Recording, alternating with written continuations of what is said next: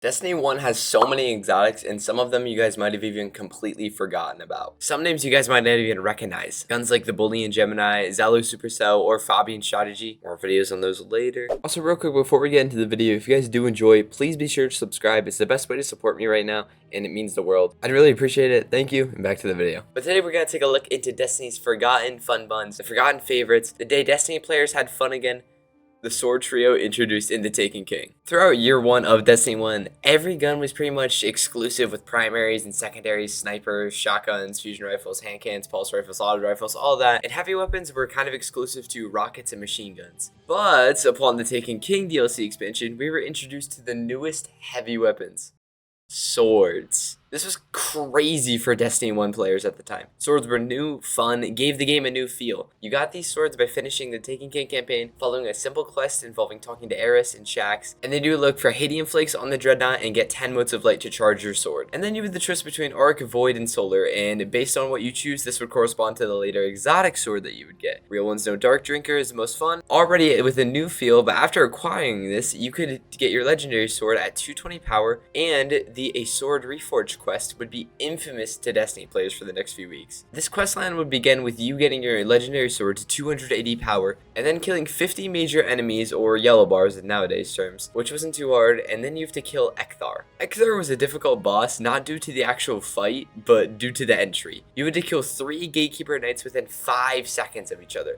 And we didn't have eager edge swords back then, or like any movement tech other than Titan Skating, so people would mainly just get them low and then kill them with supers. And if you were too slow, you need to go to orbit and run the route again, which took very long. But if you did this correctly, you were met with Ekthar. And this boss had a shield that could only be damaged with a sword, but once that shield was dropped, anything did damage to him. In Destiny 1, this sword battle was awesome. Now it's like a normal mechanic in dungeons like the Pit of Heresy, but after killing Ekthar, Shaxx gave it an infamous quest. This quest would shake Destiny players, involving getting a lot of ability kills related to that element of sword you're choosing. So for Dark Drinker, you need Void ability kills, Raise Lighter, Solar, and Boltcaster Arc. After you kill Ekthar, you had to do farming routes for Relic Iron, Spin Metal, or Healing Filaments based on the elemental sword you chose. Relic Iron for Void, Spin Metal for Arc, and Healing Filaments for Solar. You had to go collect these on the planet sitting on the ground. Chests didn't count, and these had a rare chance to drop a special version of the materials, and you need 10 of them.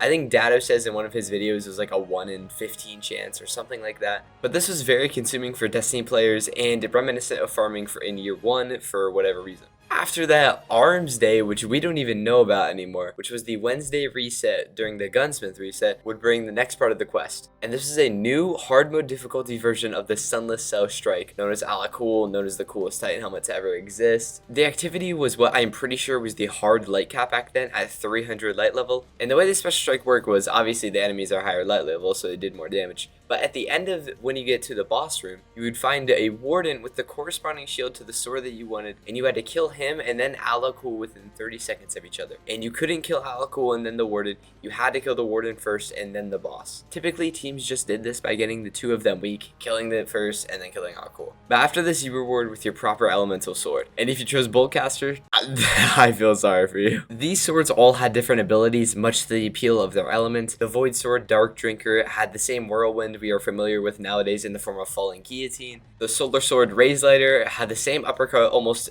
every sword has nowadays in Destiny 2. But it was special back then because not even legendary swords had a heavy attack, and it did a serious amount of damage on single targets. And then Boltcaster. Yeah.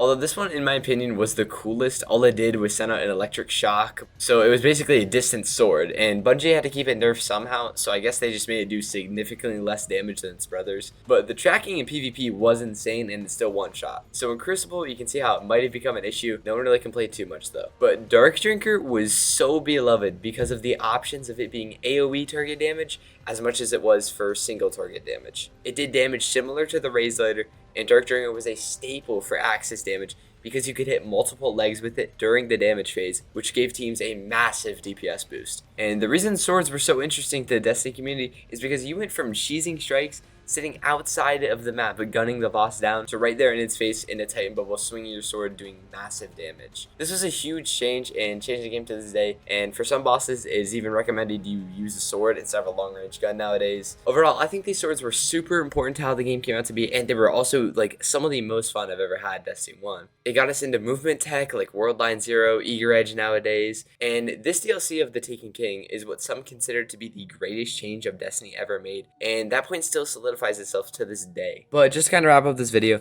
thank you guys for watching. I really don't have much else to say other than this, but please let me know if you guys want to see more of these, if you guys have any weapons, and please check out my shorts. Thank you guys so much for the support recently. Seriously, it means the world. I'm going to make more of these. I'm going to try to pump out long form videos. I love you guys, and I'll see you in the next video.